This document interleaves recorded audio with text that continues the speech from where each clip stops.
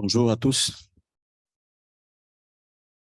Mesdames et messieurs, nous nous rencontrons dans cette salle à l'occasion de la conférence de presse pour M. Salomon Idi Kalonda, arrêté et détenu arbitrairement à Kinshasa depuis le 30 mai 2023.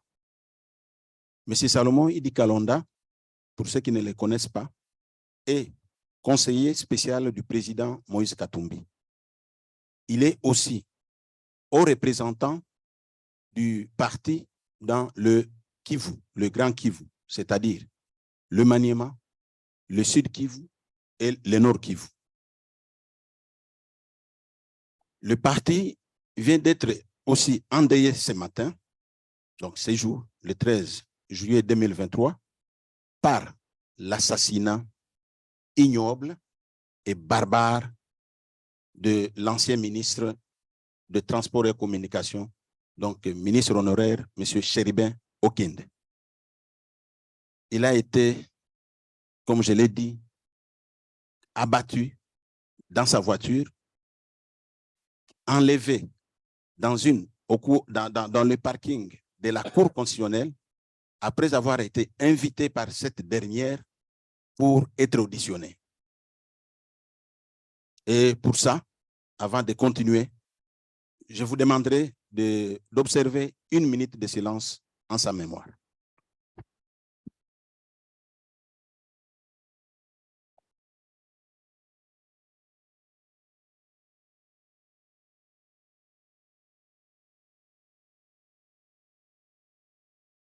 Merci.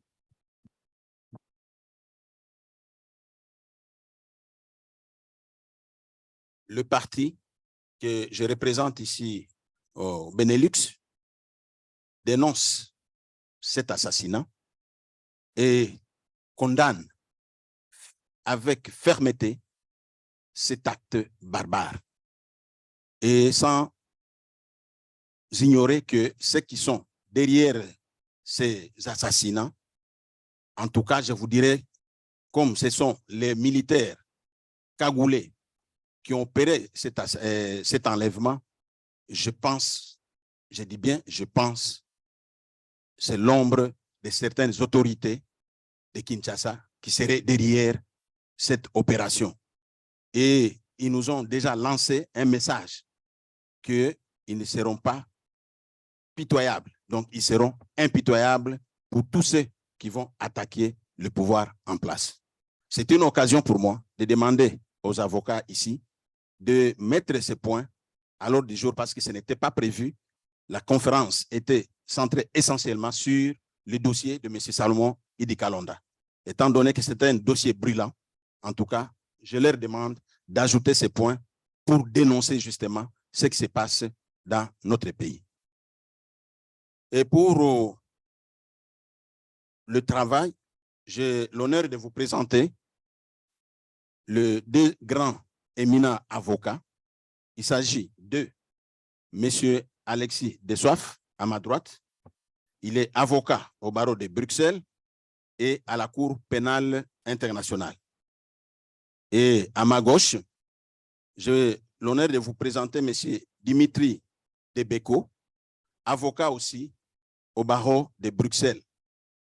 Lui est spécialiste en droit pénal et c'est avec eux que nous allons assister maintenant à ce point de presse.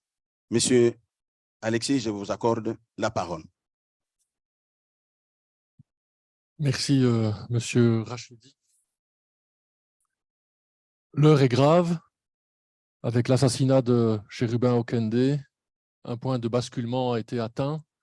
Cette conférence de presse organisée par l'équipe de défense de Salomon Kalonda était prévue depuis 48 heures. L'invitation avait été lancée et ce matin, nous avons appris l'horreur totale. Je le dis, ce point de basculement de l'assassinat de Chérubin Okende dans les conditions et les circonstances qui ont été rappelées par M. Rachidi. L'équipe de défense de Salomon Kalonda, M. Kalonda a été arrêté, comme vous le savez, le 30 mai dernier Aujourd'hui, ça fait 45 jours qu'il est en détention. Quand nous avons été consultés, mon confrère Maître Debeko et moi-même, cette détention nous a semblé d'emblée une détention arbitraire, sans garantie procédurale. Maître Debeko y reviendra, dans un contexte très particulier de durcissement du pouvoir, des autorités. Et la première chose, comme avocat spécialiste en droit humain et défense des droits humains que je note dans le dossier de Salomon Kalonda, c'est finalement quelque chose d'assez classique utilisé par les pouvoirs autoritaires, c'est le détournement de la législation sur la sécurité nationale pour atteindre des opposants, des défenseurs des droits humains, des rivaux politiques. Et finalement, l'atteinte à la sécurité nationale est sortie du chapeau. Et vous savez, les circonstances, c'est qu'il n'a pas été informé des charges qui pesaient contre lui personnellement. C'est lors d'une conférence de presse assez surprenante par les officiers de police judiciaire de l'ex-DEMIAP que ces éléments ont été rendus publics à l'encontre de toutes les règles prescrites en la matière. Et j'insiste vraiment sur ce détournement de la législation sur la sécurité nationale, qui est une accusation très vague, atteinte à la sécurité nationale.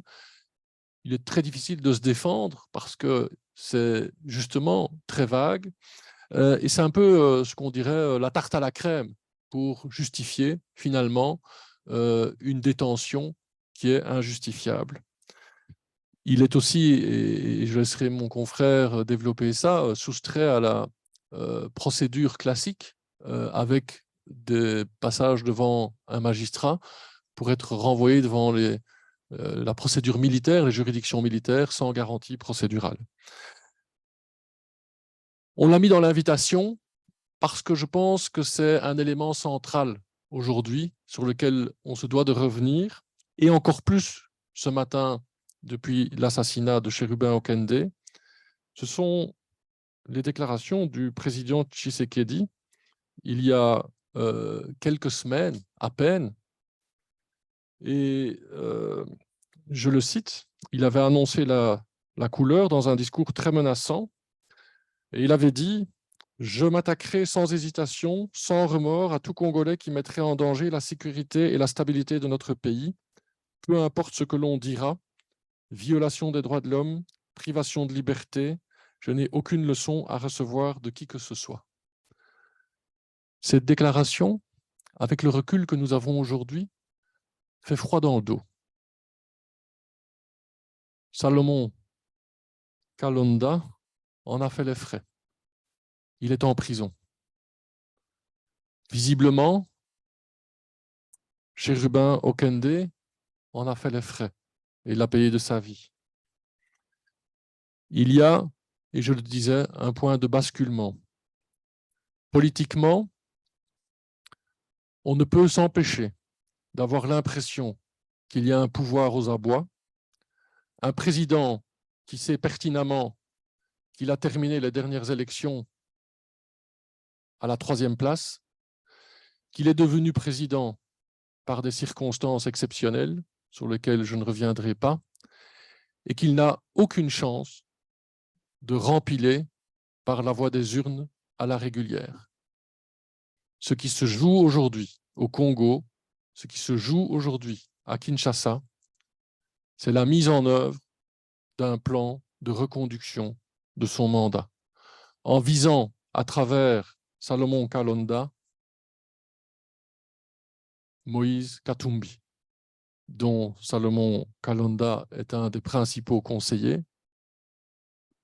On sait que Chérubin Okende était porte-parole du parti Ensemble pour la République, le parti de Moïse Katumbi, que Moïse Katumbi, malgré les craintes sur l'élection prévue le 20 décembre, les craintes que ce soit vraiment une élection démocratique, a maintenu et maintient sa candidature, contrairement à d'autres candidats potentiels, pour citer M.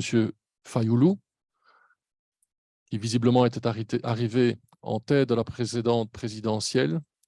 eh bien, ça s'inscrit dans ce contexte-là.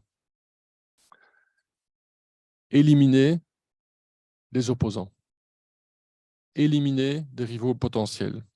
Alors, le collectif des avocats congolais que nous rejoignons et que nous avons l'honneur de rejoindre, et c'est un travail complémentaire avec nos confrères à Kinshasa, et j'insiste sur ce point, a pris différentes dimensions. J'expliquerai la première et Maître Debeko expliquera notamment la deuxième. On a déposé une plainte ce matin, elle a été déposée officiellement ce matin, auprès de la Commission nationale des droits de l'homme. Commission nationale des droits de l'homme, la CNDH, présidée par Paul Nsapou, défenseur des droits humains bien connu au Congo et internationalement, qui préside la Commission nationale des droits de l'homme. Cette plainte de 5 pages détaille les faits, les circonstances de l'arrestation de Salomon Kalonda et également sa détention, les problèmes de procédure qui se posent. L'atteinte aux droits fondamentaux, ces droits humains violés par cette procédure. Et cette plainte, et c'est un point très important, elle est basée sur la loi qui institue la Commission nationale des droits de l'homme, qui permet ce mécanisme de plainte, qui confère un pouvoir d'investigation à la CNDH et qui peut viser des personnes. Alors la personne visée par la plainte, c'est le général-major Christian Daiwel Okura, en sa qualité de chef des renseignements militaires, l'ex-DEMIAP. Et au-delà du général-major Daiwel, toute personne commanditaire de l'arrestation et du maintien en détention de Salomon Kalonda. Et la CNDH, elle est, avec cette plainte, face à une mission très difficile.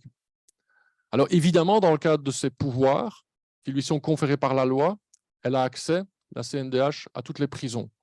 Salomon Kalonda est détenu à la prison de Ndolo.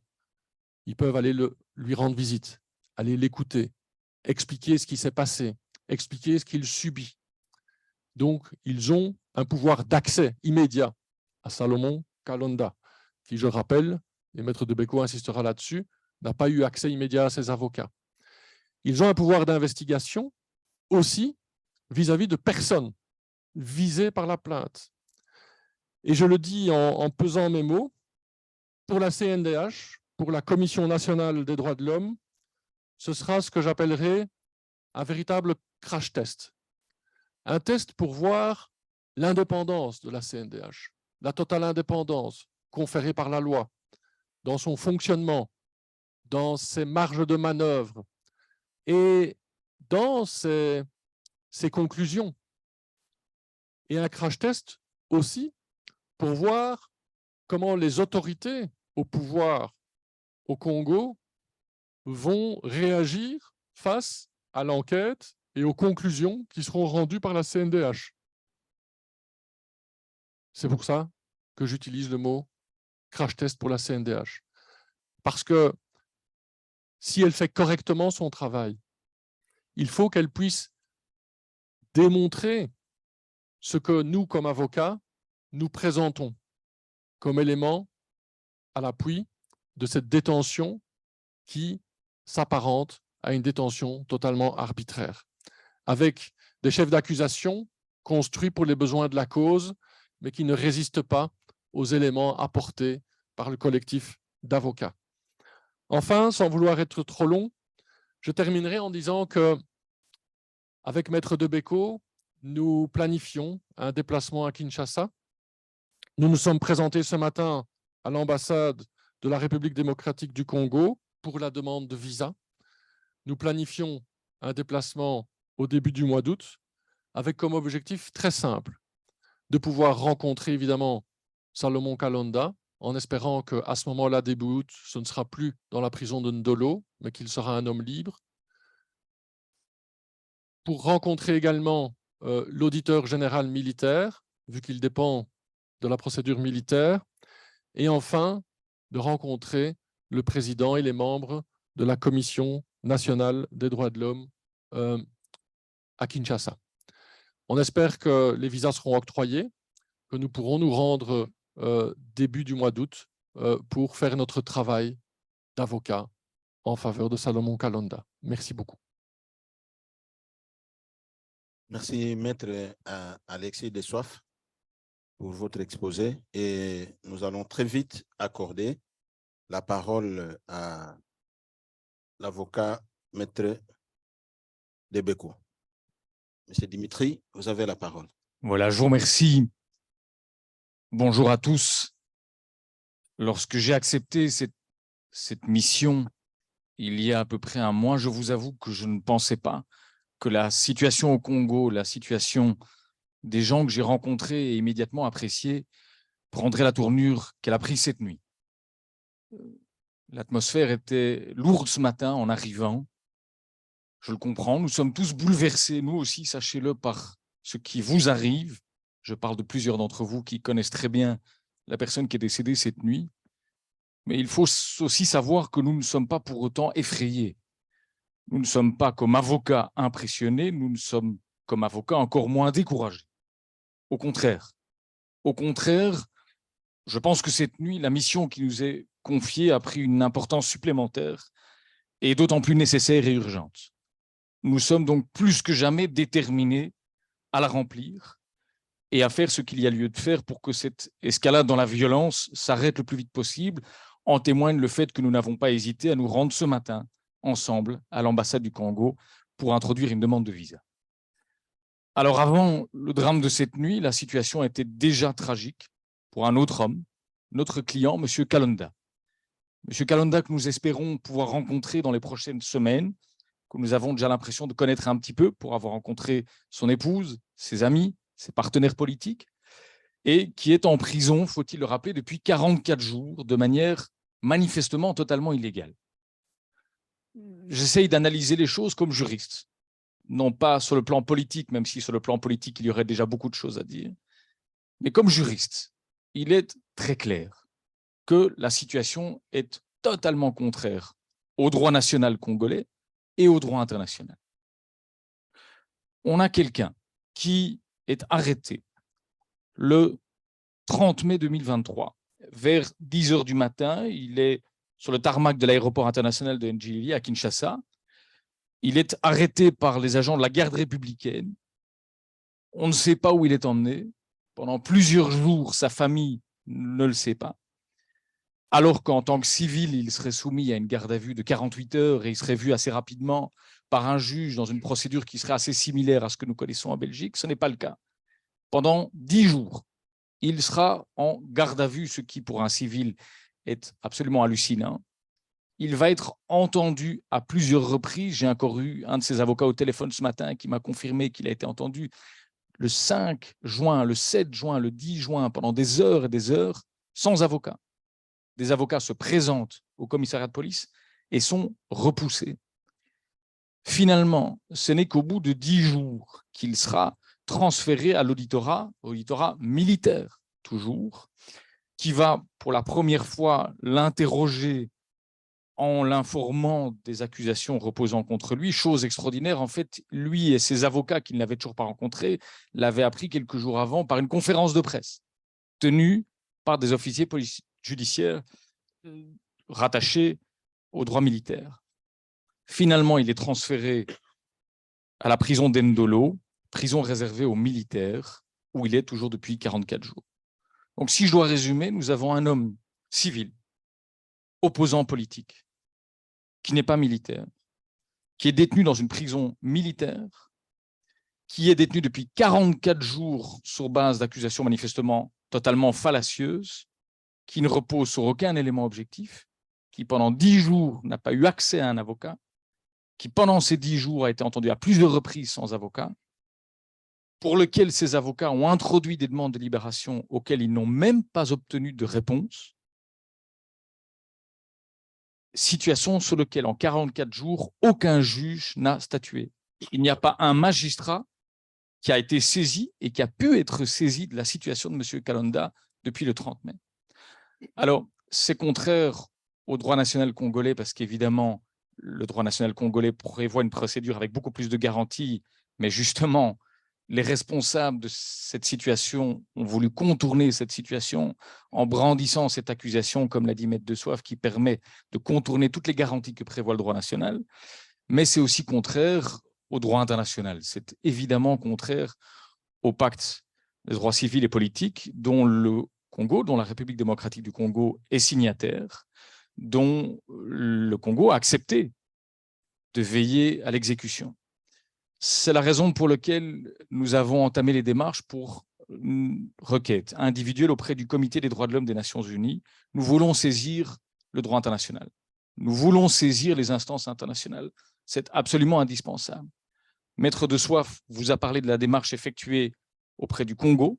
Nous allons demander à ce qu'au Congo, les organismes compétents prennent leurs responsabilités. Effectivement, la mission est difficile. Mais nous allons nous demander aussi que le Comité des droits de l'homme des Nations Unies, que les Nations Unies prennent leurs responsabilités. Une requête individuelle va être déposée dans les 48 heures avec une demande de mesures urgentes. Une plainte va aussi être déposée auprès du groupe de travail sur les détentions arbitraires, toujours à Genève, toujours aux Nations Unies, parce que les 44 jours de détention de M. Kalonda constituent bel et bien une détention arbitraire sur le plan national, au regard du droit international également. Nous allons tout faire pour que le pouvoir en place, pour que ceux qui sont manifestement responsables de cette situation et dont l'avenir dira s'ils ont fait bien pire encore cette nuit, sachent que la communauté internationale les regarde, que la communauté internationale voit ce qui se passe et que la communauté internationale ne fermera pas les yeux sur ce qui se passe. C'est notre mission et nous la prenons très à cœur. Je voudrais enfin dire un mot aussi sur la Belgique. Il y a la communauté internationale, il y a Genève, et puis il y a Bruxelles, il y a la Belgique. Au mois de février, la ministre des Affaires étrangères s'est rendue au Congo. Le roi s'est rendu au Congo. D'une manière que certains, et j'ose le mot pour qualifier d'un peu paternaliste, on a appelé à des élections démocratiques au Congo. Si c'était sincère, si on pensait vraiment cela, la Belgique, notre ministre des Affaires étrangères, ne peut pas non plus fermer les yeux sur ce qu'il se passe et devra aussi montrer que derrière les paroles, il y a les actes et surtout, il y a des choses qu'on ne peut pas accepter. La diplomatie a ses limites, il y a des choses qu'on ne peut pas accepter. Et je terminerai pour parler de la Belgique en ayant un mot et une pensée, parce que je vous avoue que c'est ce qui m'a convaincu aussi d'accepter cette mission, pour la famille de M. Kalonda. La femme de M. Kalonda vit en Belgique, lui a vécu en Belgique longtemps, ils ont des enfants ici, il y a des jumeaux qui sont nés peu avant son arrestation, c'est à eux que je pense aussi au moment où j'introduirai ma requête auprès du Comité des droits de l'homme des Nations Unies. Je vous remercie. Merci beaucoup, Maître Dimitri Debeko. Mesdames et messieurs, vous avez entendu, vous avez suivi religieusement les deux éminents avocats qui ont présenté leurs exposés. Maintenant, nous allons passer au jeu des questions et ils sont à votre disposition pour y répondre. Merci beaucoup. Oui, monsieur. Pierre Benazet, RFI, j'ai deux questions techniques.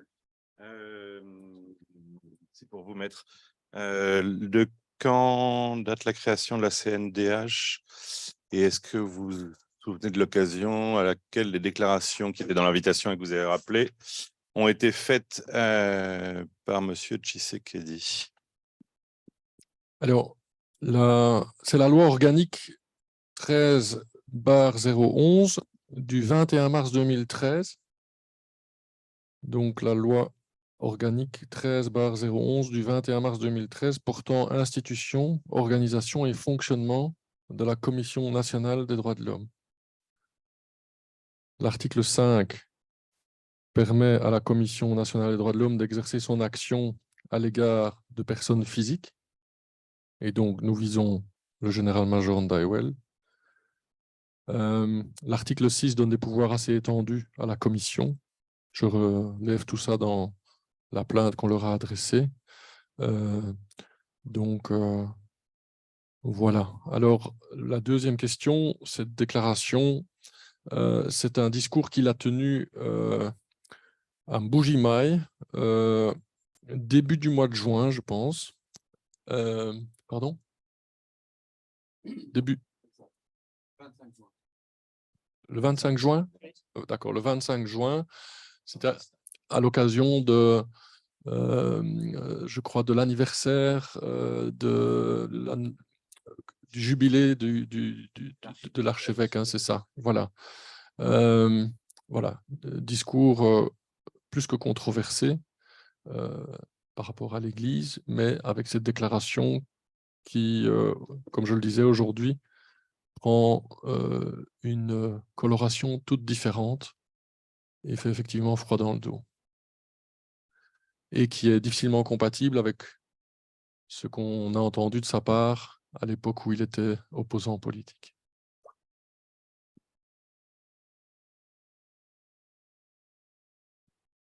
Merci, monsieur Maître. Pour vous, monsieur Nicolas Barras de l'agence Belga. Pour monsieur Rachidi, est-ce que ce qui s'est produit, ça vous découragerait ou ça dissuaderait votre parti de maintenir des candidats aux élections qui se profilent, présidentielles, je crois aussi provinciales, qui sont dans le même période de temps? Le parti Ensemble pour la République ne sera jamais découragé. Par contre, nous sommes déterminés à aller jusqu'au bout. Nous ne pouvons jamais laisser le boulevard à Félix Tshisekedi de tricher. Parce que tout ce qu'il fait, il est en train d'intimider notre parti et notre président pour qu'il ne puisse pas se présenter aux élections présidentielles. Ça ne peut jamais nous décourager. Par contre, nous sommes déterminés et engagés pour l'affronter aux élections et à coup sûr, nous allons les battre. Malgré toutes les tentatives qu'il est en train de mener pour qu'il puisse tricher. Donc, c'est ça la réponse du parti, parce que je suis le représentant du parti ici en Belgique, c'est la position aussi du parti. Je crois que vous avez suivi que les autres ne veulent pas s'engager, mais nous avons déjà envoyé tous nos candidats aller déposer leur dossier dans des différentes commissions, dans des différents bureaux électoraux. Donc, c'est ça notre position, monsieur le journaliste. Oui, madame.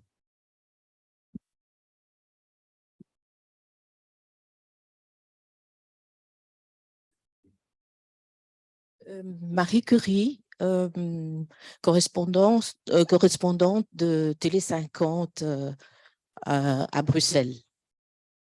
Ma question, c'est de savoir, il y a la présomption de l'innocence dans tout, parce que vous êtes les hommes vous êtes de droit et de loi aussi. Et ne pensez-vous pas que quelqu'un d'autre peut utiliser et profiter de paroles du chef de l'État pour commettre cet acte irréparable que nous regrettons tous? Merci. Excusez, madame, vous posez la question aux avocats? Oui. D'accord.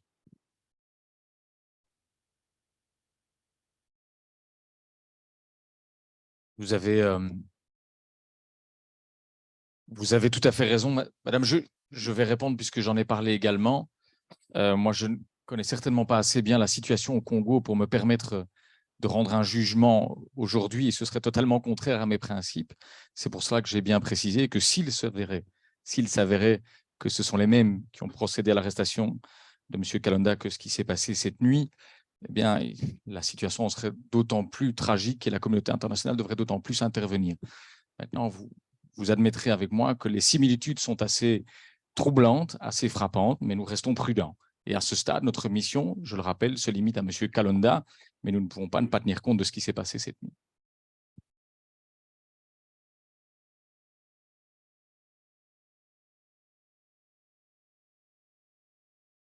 Oui, sur ce qui s'est passé cette nuit, moi, l'élément qui me frappe, c'est l'enlèvement sur le parking de la Cour constitutionnelle. C'est pas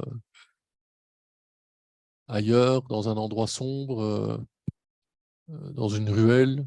Non, c'est le parking de la Cour constitutionnelle où il était invité à se présenter. Et l'enquête devra, et il y a des témoins, devront préciser les circonstances, mais pour quelqu'un qui est député national, sauf erreur de ma part, ancien ministre, porte-parole du principal parti d'opposition qui a déclaré son intention de présenter son candidat, son président à l'élection présidentielle, voir le porte-parole assassiné dans ces circonstances-là est extrêmement interpellant. Et le point culminant, et c'est pour ça que j'ai utilisé le mot de basculement tout à l'heure, un point culminant dans ce qui s'est passé avant, et notamment vis-à-vis de notre client Salomon Kalonda, avec son arrestation à l'aéroport le 30 mai, sa mise au secret, cette détention qui s'est poursuivie sans qu'il ait accès à sa famille, sans qu'il ait accès à ses avocats. Et maintenant, depuis, ça dépend comment on compte, mais si on compte le jour d'aujourd'hui, en plus, on est à 45 jours de détention depuis le 30 mai. Voilà. Oui, madame.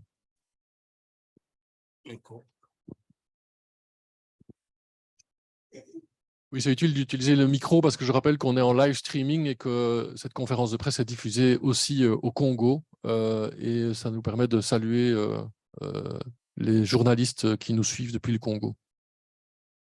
Merci. Mon nom est Lila Lefebvre de Atypique TV, la télévision francophone internationale en ligne. Une question à Maître Dessoif et une autre rapidement aussi à Maître Debeko. Pour Maître Dessoif, vous ne pensez pas que votre démarche risque d'avoir un effet contraire? Le fait, je vais rappeler rapidement un fait similaire. Le Congo est un pays souverain. Il aimerait certainement peut-être résoudre ses problèmes en interne. Vous avez fait la même démarche par rapport à un journaliste d'un autre pays africain, l'Algérie en l'occurrence, Monsieur El Kadi. Il avait été condamné pour 5 ans avec 3 ans ferme par rapport à des faits de droit commun à cause, en tout cas ça a beaucoup influencé, à cause du fait que on a voulu s'immiscer dans leurs affaires intérieures. On appelle ce journaliste à écoper de 7 ans, dans 5 ans ferme. Ma question à Monsieur Debeko, qui va dans le même sens. Vous avez qualifié tout à l'heure la visite du roi des Belges au Congo comme étant, entre guillemets, paternaliste. Vous ne pensez pas que vous êtes en train de suivre aussi la même... Vous allez dans la même voie aussi, vous émissez, vous ingérez dans les affaires intérieures d'un pays souverain de 110 millions d'habitants, le plus grand pays francophone du monde. Merci. Bien, alors je précise, comme je l'ai dit au début, que Maître Debeko et moi, nous intervenons d'abord dans le cadre d'un collectif d'avocats congolais à la demande de la famille de M. Kalonda et de ses amis et de ses compagnons de route politiques, et que notre démarche s'inscrit dans cette démarche collective de ce collectif de défense des avocats. Avec finalement un aspect et une dimension internationale à la défense, notamment des procédures menées devant les instances onusiennes. Je pense qu'il faut voir cette démarche dans cette optique-là. La comparaison que vous faites avec le cas du journaliste algérien El Kadi, je ne pense pas que c'est pour ça que la peine en degré d'appel a été aggravée. On sait que les cours d'appel sont parfois plus sévères encore que les tribunaux d'instance. Et il ne faut pas voir cette démarche comme une ingérence dans un pays souverain. Non. Le Congo, comme la Belgique, a signé et ratifié des conventions internationales. À l'heure de la mondialisation, de la circulation de l'information et des intérêts et de la situation géopolitique, tout s'internationalise et permettez aussi que la défense de personnes en danger s'internationalise aussi. C'est l'universalité des droits humains et les droits humains et les libertés fondamentales de M. Salomon Kalonda qui sont bafoués par un pouvoir qui prend une dérive dangereusement autoritaire en vue de se maintenir en place, les droits de M. Salomon Kalonda doivent être défendus. Et c'est un honneur pour nous, comme avocats au barreau de Bruxelles, de participer à ce collectif de défense, main dans la main avec nos confrères congolais.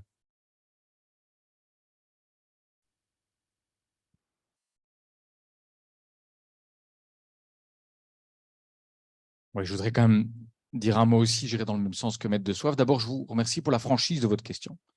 Elle a le mérite de la sincérité et je crois qu'il est important que nous soyons conscients que certains peuvent interpréter notre démarche comme une ingérence dans ce qui se passe au Congo. Maintenant, je voudrais clarifier aussi quelque chose. Nous ne présentons pas une défense politique.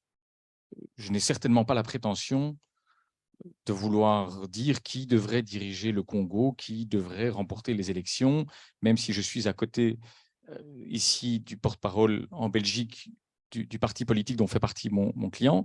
C'est par solidarité pour la situation de son partenaire politique, mais nous intervenons sur le plan juridique. Et à partir du moment où nous sommes consultés par un homme qui est en prison militaire, dans un pays qui manifestement ne semble pas, en tout cas dans sa situation, respecter les droits fondamentaux auxquels il a droit, qui ne semble pas respecter le traité que ce même pays a ratifié, traité dont ce même pays a accepté qu'en cas de violation, il soit soumis à des recommandations par le comité auquel moi je fais appel. Que reste-t-il d'autre à cet homme que d'appeler à l'aide un pays proche, d'appeler à l'aide le pays où vit sa femme, où vivent ses enfants, et de faire appel à des avocats comme Maître de Soif et moi, qui ne sommes pas dans une défense politique, mais qui sont fondamentalement attachés à la liberté, au droit de chacun d'être informé de ce dont on l'accuse et de disposer d'un recours à un juge. Qui que ce soit, dans quelque pays que ce soit, même si c'est le plus souvent devant les juridictions belges, si quelqu'un est dans cette situation-là et nous appelle à l'aide, eh bien, lorsque nous avons l'impression d'avoir affaire à des personnes de confiance qui ne recherchent que la liberté de leurs amis, de leurs partenaires politiques, nous répondons à cette aide et il n'y a là, en tout cas, croyez-le, aucune volonté de paternalisme. Merci, Maître.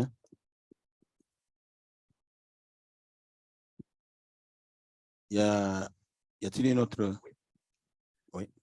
Je vais poser la question à Maître Dimitri Ubiko, en tant que surtout casquette de pénaliste. Existe-t-il de mécanismes similaires auxquels on pourrait intenter un procès au niveau de Bruxelles?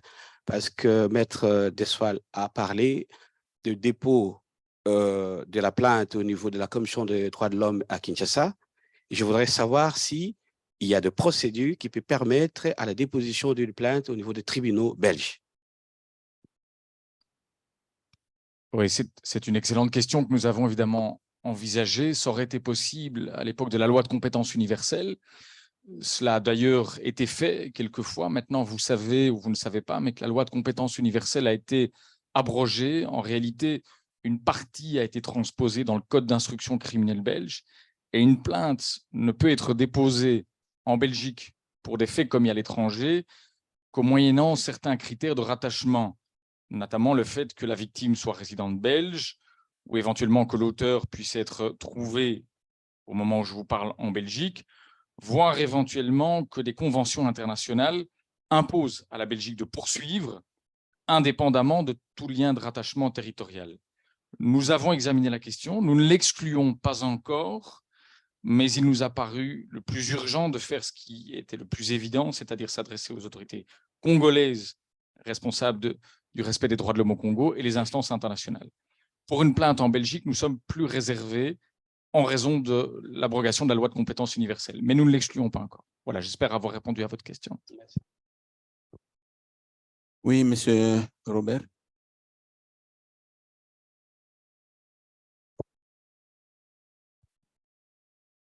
Bonjour, c'est Robert Luemba, Assemblée pour la République dans les Benelux. Avant de poser, disons, je n'ai pas une question, mais juste, je pense, pour ajouter un point, parce que nous sommes devant des spécialistes en droits humains et droit pénal. Mais avant de poser, avant de donner ma suggestion, je voulais juste nuancer à la préoccupation de la représentante de la Télé 50.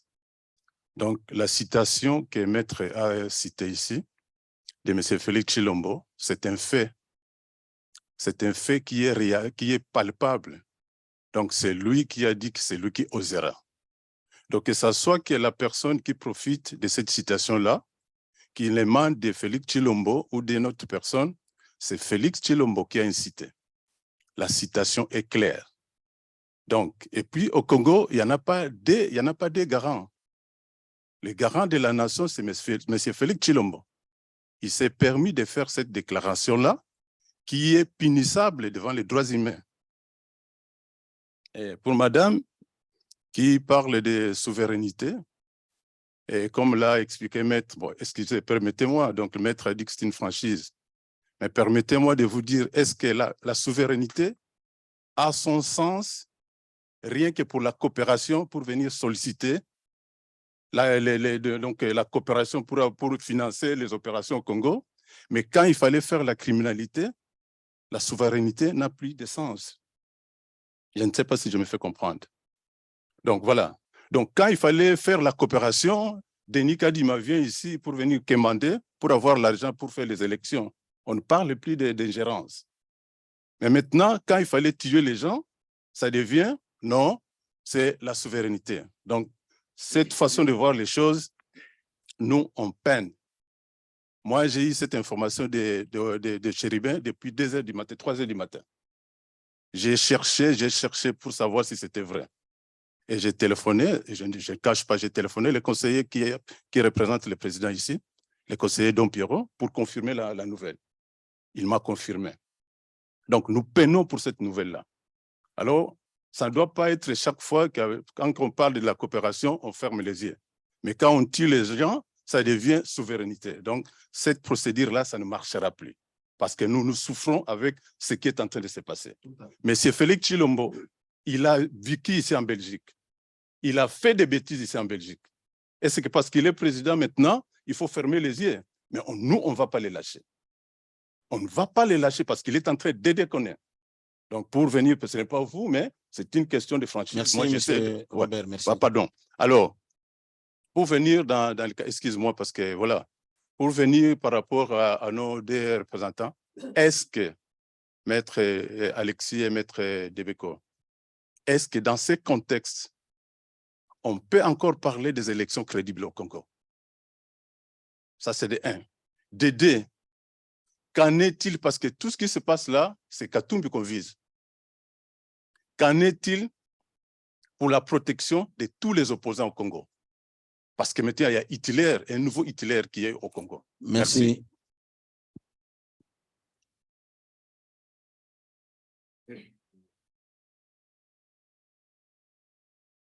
Oui, j'aimerais répondre à votre question, mais je ne pense pas que j'ai les compétences pour me prononcer sur les élections au Congo cette année. Ce n'est pas la mission non plus qui est la mienne. Moi, j'essaie d'obtenir la libération d'un homme qui est détenu, selon moi, arbitrairement, et l'avenir dira ce qu'il se passera. Je vous remercie. Merci beaucoup. Par contre, l'inquiétude est grande pour toutes les personnes engagées en politique, dans l'opposition, les candidats aux futures élections. Et ça, c'est un sujet de préoccupation majeur parce que on parle de la liberté d'un homme, Salomon Kalonda, mais on parle de la vie d'un homme, Chérubin Okende, qui est décédé, qui a été assassiné cette nuit. Et donc, effectivement, probablement d'autres personnes sont en danger. Monsieur Declercq, c'est quoi? C'est la dernière question. Oui, Monsieur Hubert. Ok, Hubert Leclerc, La Libre Belgique. Je voulais simplement qu'on puisse revenir sur les éléments à charge de Salomon Kalonda, parce qu'on a parlé d'éléments qui étaient peu crédibles, mais quels sont réellement les éléments qui sont donnés comme qui sont reprochés à Salomon Kalonda?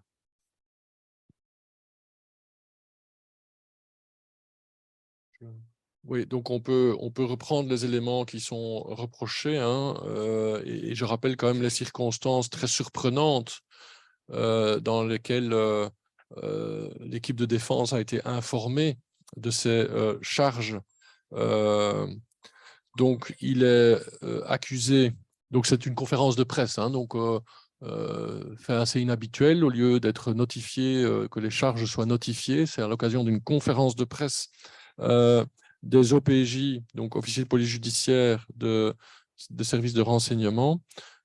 C'est clairement pas habituel, c'est plutôt exceptionnel que les 3 accusations ont été rendues publiques. Voilà, alors qu'une instruction normalement doit être secrète et c'est la personne concernée qui doit être informée et ses avocats. Là, c'était le public par la conférence de presse. Détention illégale d'une arme de guerre, incitation des militaires à commettre des actes contraires au devoir et à la discipline, atteinte à la sûreté de l'État en vue de réaliser un coup d'État pour y placer un Katangais. Voilà ce qui a été communiqué à la conférence de presse. Alors, des éléments sur lesquels des explications ont été données. Donc, vous savez aussi que durant la période où il était au secret, des perquisitions ont été menées à son domicile, mais aussi au domicile de sa mère, en dehors de tout cadre légal, sans mandat. Des objets personnels ont été emportés, des documents, des ordinateurs, des téléphones ont été emportés. Pas de notification de la perquisition, pas de mandat du parquet.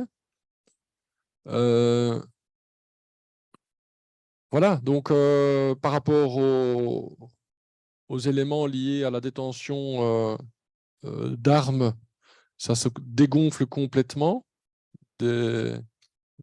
Clairement, les éléments avancés sont vides de tout contenu et impossibles à attribuer à M. Kalonda.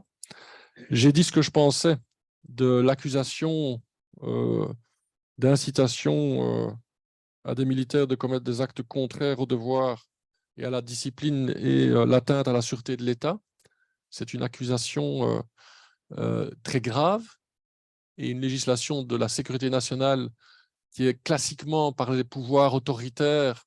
C'est un peu comme la législation antiterroriste. C'est un peu les 2 législations qui sont classiquement détournées de leur objectif pour atteindre des opposants ou des défenseurs des droits humains.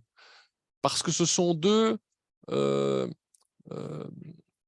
lois, 2 législations, 2 crimes qui ne nécessitent pas de rentrer dans les détails, qui font très peur. Et donc, on se dit, ah, mais il y a des bonnes raisons d'arrêter, parce que lutter contre le terrorisme, c'est important. Sauvegarder la sécurité nationale, c'est important. Et donc, ça fait peur au public.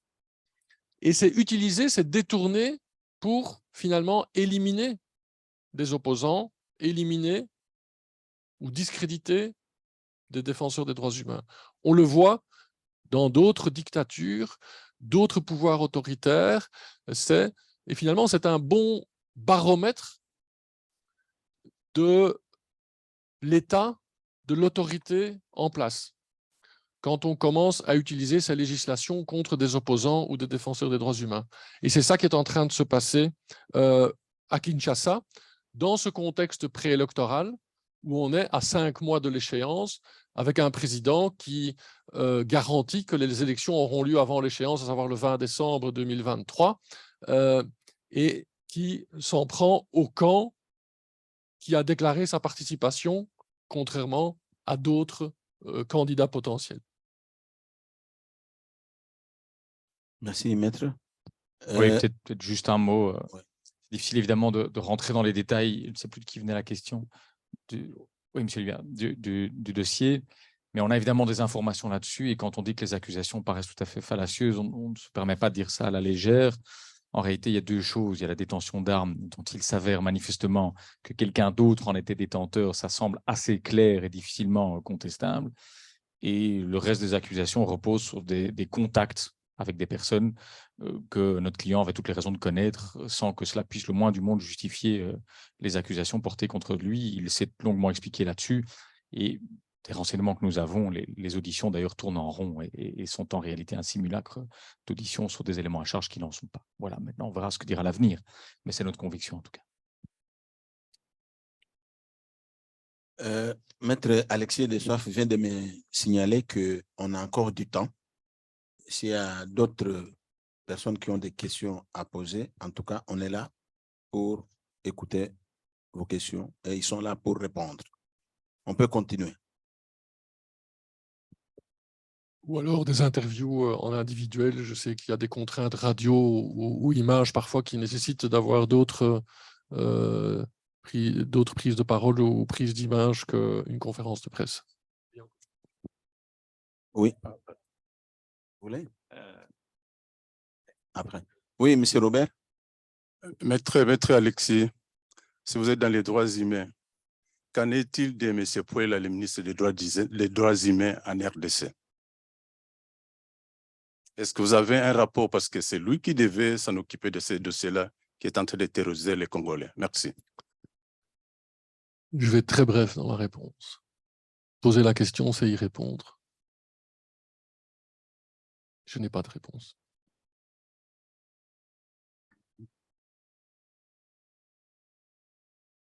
Encore une autre question? Je crois que la série de questions est terminée. Alors, les avocats sont disponibles pour des interviews. Et il y a peut-être de l'eau à boire à côté. Voilà. Mesdames et messieurs, nous vous remercions pour votre participation. Merci beaucoup.